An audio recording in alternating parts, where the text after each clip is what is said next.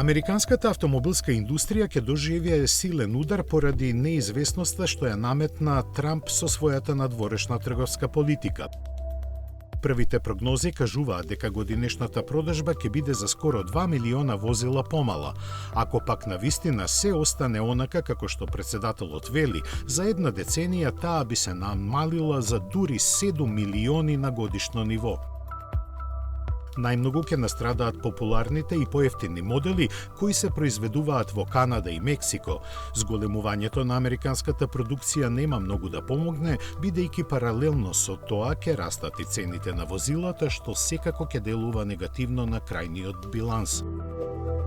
За да ги спасат плановите, домашните производители веќе започнаа да нудат попусти на некои од своите модели, но тоа сепак е само краткорочно решение. Според нив, треба да се направи се што е можно за да се задржи пристапноста на автомобилите за купувачите кои сега во просек плаќаат по скоро $50,000. Под контрола треба да се држат и каматите на кредитите и другите трошоци, како на пример осигурувањето. Тие предупредуваат дека ако тоа не се случи, неминовно ќе дојде до отпуштање на работници, што е спротивно на она што Трамп го сака.